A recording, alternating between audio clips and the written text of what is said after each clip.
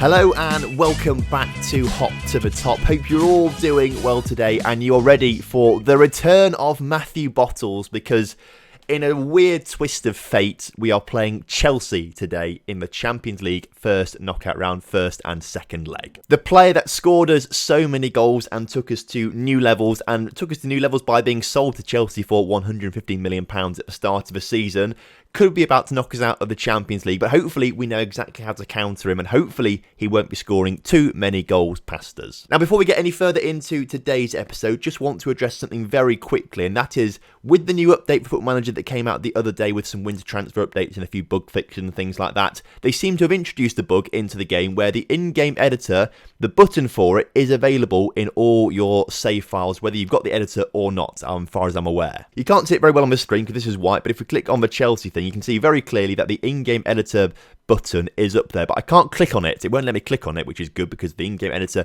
shouldn't be enabled on this save. And if we go to game status, you can see down here, in-game editor allowed.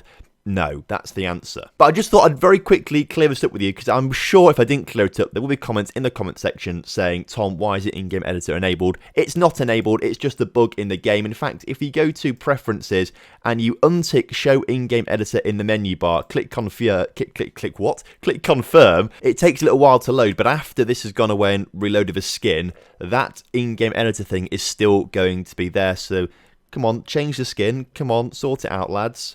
Football Manager this is always very slow to change. I think it's probably because I've got so many assets in the game, like all the skins and the face packs and the logo packs. See, it's all changed now. The skin is apparently reloaded, but the button is still there, despite if we go back to preferences now, in-game editor is unchecked sort of thing. So it's a bug in the game right now, so ignore it. So now that's all cleared up and we can ignore that, we can talk about the transfers that have happened in between episodes, and the answer to that is...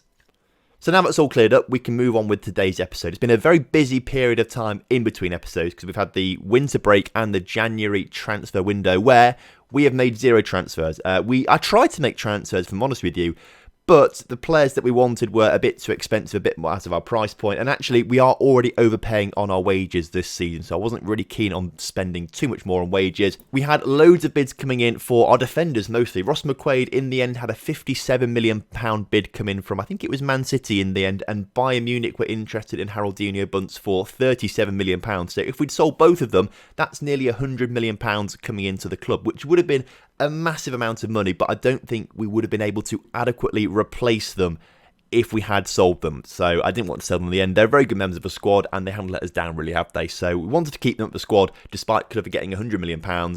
Maybe we'll regret that next summer when we don't have as much money to spend as we would have liked to spend on players to really make a final push for a Champions League if we don't win it this season. But we can always sell them next summer and bring someone else in if we need to. In terms of fixtures, since you were last here for the Man City and Young Boys games, we have gone pretty much on an unbeaten run, apart from a friendly and a league game against Luzerne, who did we lose to Luzerne at the very start of the season? We did, and we lost to them for a second time this season, for only our second defeat in the league this season at some point as well. Obviously, straight away after you guys were last here, a 3-1 win over St Gallen and then a 1-0 win over Celtic to ensure that we qualified for the later stages. Basel also won their game, so they also qualified for the later stages of the Champions League. We'll keep an eye out on them for today's episode as well. And then following that, we beat Lugano 5-0 with Harry Kane grabbing a hat-trick in that game. Then there's the friendlies, which we won't talk about too much. After the winter break, we played Toon, a 2-1 victory there with Lo Celso and Anselmi getting the goals in that one. Followed up by a series of 1-0 wins against Servette and Basel before losing 2-1 to Luzerne, which was really frustrating. But we bounced back with a 5-0 win against Luzerne, which was good stuff. So, as it stands right now, we are still top of the table, but only by 6 points ahead of Basel, who are doing very well keeping up with us this season. We are a long way ahead of Toon, though, who are in third position right now. Young Boys have slipped down to fourth after having quite a poor season, so Young Boys could be in danger of dropping out of the top 3 anytime soon. But enough of all that, that's all the news. It's time to get into the real deal for today's episode, and that is this Chelsea game right here. It's going to be a big one. So obviously Chelsea signs, if we can find him. Why is he not a key player? All the hot prospects, Matthew Bottles, that seems weird to me. If we can find Matthew Bottles starting up front for them, as you can see, wow. What, 250 grand a week as well. That is an awful lot of money. He's not actually been as prolific this season he has been for us. Only 9 goals in 24 league appearances, but has got a 7.26 average rating. 10 goals in all competitions, which suggests he hasn't scored many goals in the Champions League either. So maybe we can keep him quiet today, and hopefully this is the line that we should be doing it. Kalas is in goal as per usual with a backline of Dorival, Ross McQuaid, Haroldinho, Bunce and Silva Reese. Pedro and Lo Celso in that midfield partnership with Brian Gill, Nunes and Capitano, who's just come back from an injury, starting in that attacking midfield trio. And then Harry Kane leads the line for us, who has currently got 15 goals in 18 league appearances for us, 20 goals in all competitions, which is very good going, to the point where the newspaper articles that come through in your newsfeed every now and again keep saying to me that Harry Kane should be picked for the England squad, which I think is pretty good going. But this feels incredibly weird to me because I'm seeing Matthew Bottles's name on the opposition team sheet. I'm not a fan of it. I'm really not a fan of it. But hopefully today, Ross McQuaid and Haroldinho Bunce can nullify him.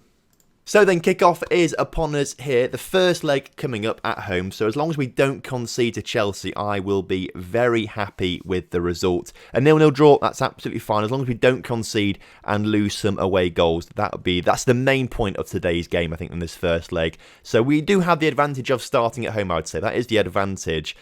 But Chelsea are a very good side, and we know for a fact they have got one of the best strikers in the world playing for them right now. And we need to try and keep him very quiet today as they get forward. Bottles, wow, scores against us and goes to celebrate into the corner flag. You know what, Bottles? I feel like I've lost... Let's watch this on the replay, because maybe he just walked to the corner flag to cry or something like that. In the back of a net, what does he do? No, he's cupping his ear to the home fans. He's literally cupping his ear to the Grasshopper fans there. I need to pause the game and have a moment here. Honestly, Bottles was my hero. He was my hero, and I'm not sure I can live with that. That is a... No loyalty in football, is there? No loyalty. Because genuinely, Bottles is perhaps one of my favourite ever players that I've had on Football Manager, ever. Like, out of every Football Manager I've played, he was so good. I loved him.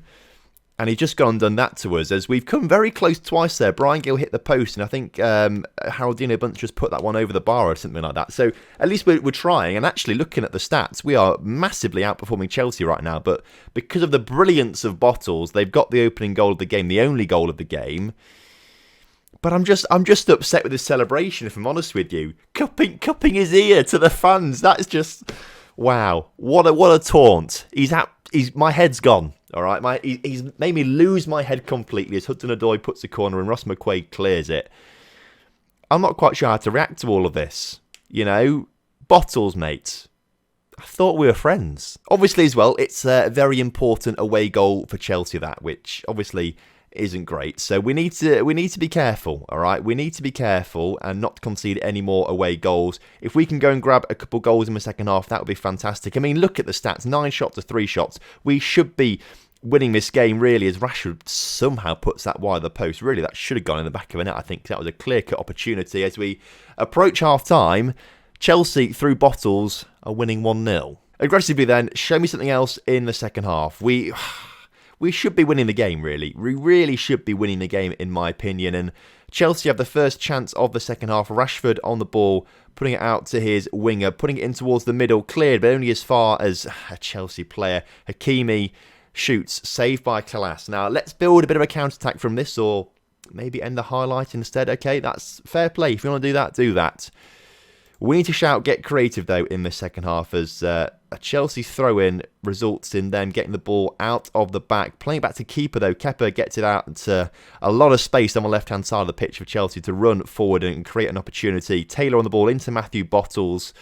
Pains me to say that. I really hate saying that. It's really just annoying me, as they've nearly scored a goal. Chelsea have turned on the style in the second half. They've not let us have a shot yet, whereas they've had a couple shots now, looking quite strong. We need to do something special in the second half to try and score a goal. Harry Kane, you should have scored against Chelsea so many times in your career. You know exactly what to do. Just do it, please, as Ross McQuaid on the ball into Lo Celso. Núñez with a great ball through to Harry Kane. Kepa with a huge save, though. Do we make some changes out there? Hey, do we make some changes? Let's bring Anselmi on the left-hand side instead of Brian Gill, who's not playing particularly well today. Capitano also not playing brilliantly. What's his name? Billy Schmidt is injured, so he's not on the bench. We can't really bring anyone else on for him other than Brian Gill, apparently. So we'll leave Capitano on there for now, I reckon. It's his first game. It was probably a risk playing him, to be fair. It's his first game back.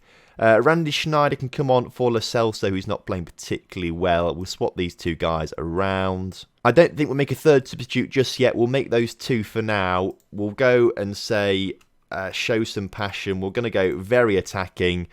Again, we've worked our way into the second half. We're still better than Chelsea in most of these stats. I just feel like Chelsea have been very lucky because they do have one of the best strikers in the world playing for them. If Bottles wasn't on the pitch, this would be 0-0. You know, maybe we'd have... If Bottles was playing for us, it would be 3-0 for us, probably, something like that. You know, that he takes his chances so well, as he gets another one class with a very good save there. 10 minutes ago in today's game, can we bring something from this highlight as the ball up towards Capitano is not great, although Silva Reis does get the ball up to Capitano in the end, who gets past the defender. He's one-on-one with Kepa. Oh, and he just can't get it in the back of the net. Kepa has had a really good game today, making some very crucial saves for Chelsea. Núñez's corner, headed by Kane over the bar. Few minutes left in today's game. Get creative out there. Everyone looks inspired by that feedback. Honestly, if we play today like we did... If we played today at Stamford Bridge, like we did today, I'd like to say we'd win that second leg. But as it stands right now, before a free kick is thrown into the middle, driven into the middle, I don't know why I said thrown, that's a weird terminology, we've got a chance to counter-attack right at the end of the game. Núñez is through, Núñez, Kepa with a huge save. Look, we've had so many good 4 clear-cut chances today. We've had 4 of them and not scored them. Kepa has been brilliant today. Anselmi's shot is blocked. Kane... At the final moment of the game, another huge save from Kepa, who has been brilliant, I've got to say.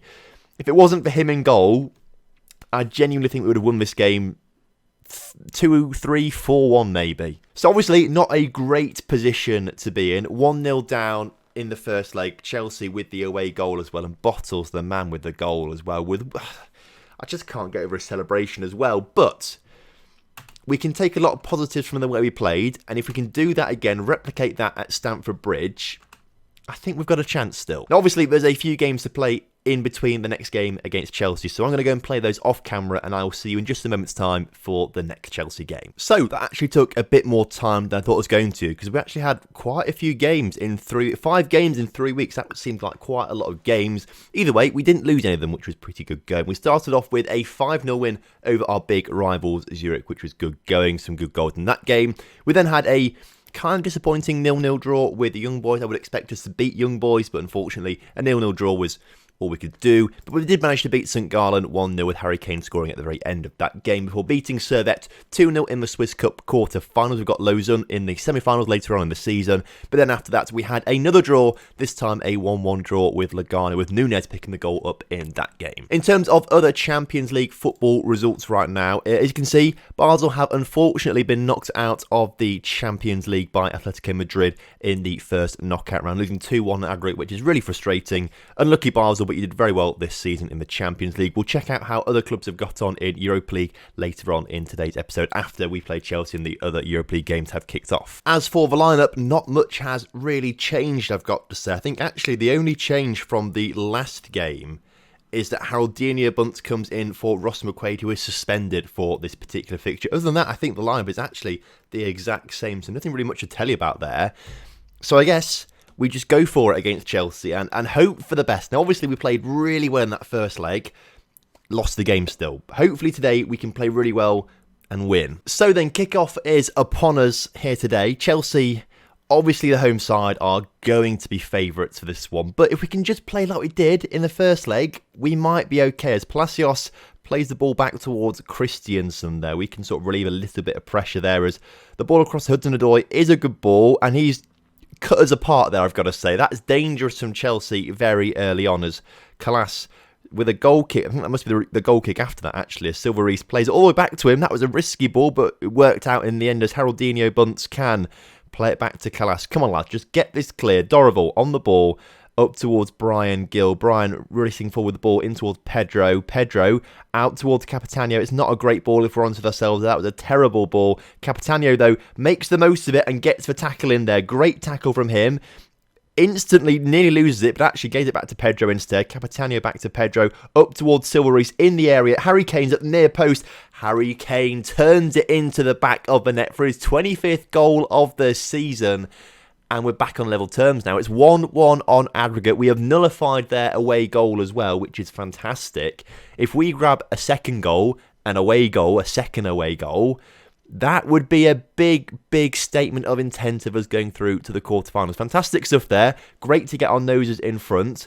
Keep it up, lads. We just need to keep Bottles quiet. That's the biggest thing, keeping Bottles quiet in today's game, and then we might be in with a chance of qualifying for the later stages. As Sterigu on the ball, plays it back towards Kalas. Kalas can clear it back up towards Haroldinho Bunce, who puts it up to no one, but Harry Kane actually wins that in the end fantastically. Fair play to him, and in towards Brian Gill, who shoots, and Kepa makes a very good save there.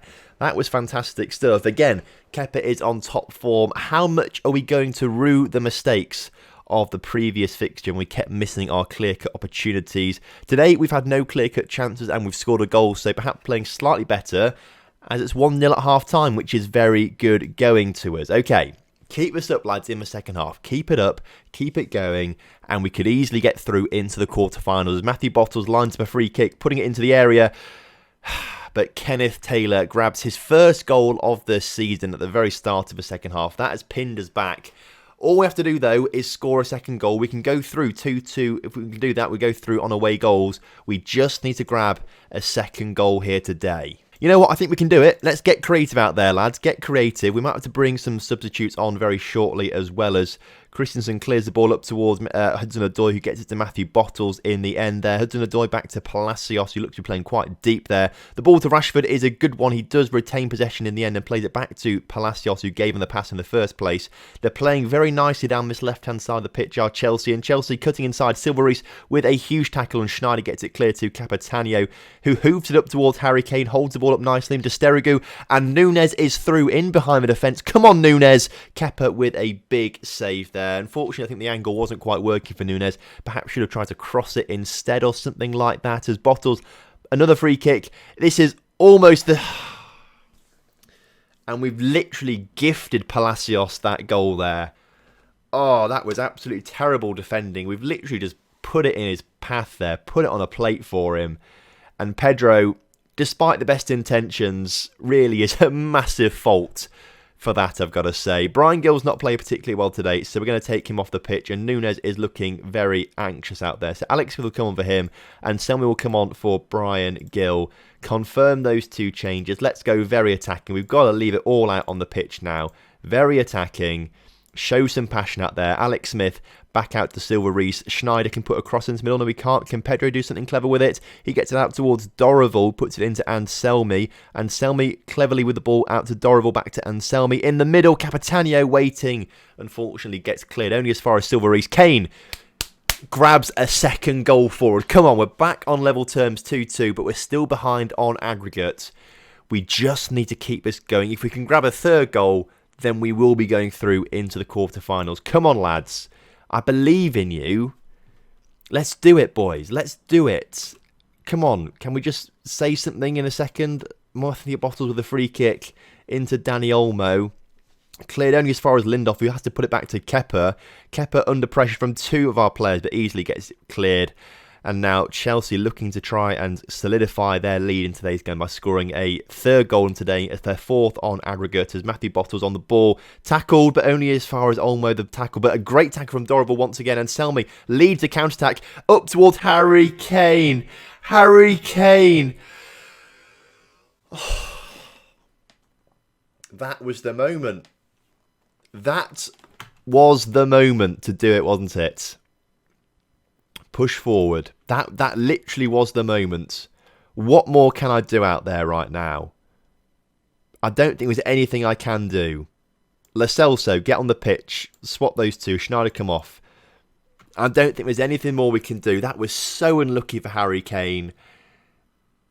Oh, lads, seriously, we can't say anything, we can't do anything. Chelsea are going to beat us.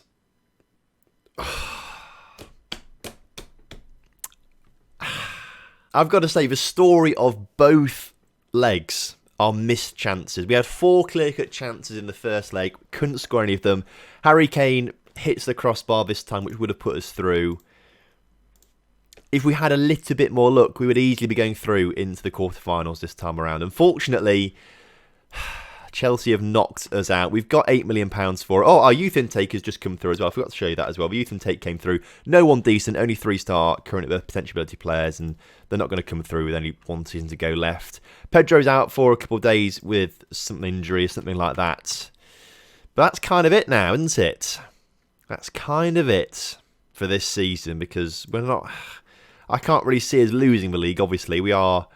we're only... Well, we are 8 points clear of Basel, so it's potentially still losable, but with not many games to go, I wouldn't expect us to lose it. What I think then we're going to do for the rest of this season is have probably 2 more episodes. We'll do the Luzerne and Lausanne game for the next episode, because Luzerne have beaten us twice this season. Of course, we've got Lausanne in the Swiss Cup semi-final. If we win that, we'll do the final in another episode as well. If not, we'll just do the Toon game to end the season off, sort of thing, to round off the season. But a disappointing way to be knocked out of the Champions League, I've got to say today. Another day we would have easily gone through. Anyway, thank you very much for watching today's episode. I hope you have enjoyed it. If you have done, please do drop a like on the video and subscribe to the channel if you're new around here. And I'll see you next time for some more Hot to the Top. Have a great one. Goodbye.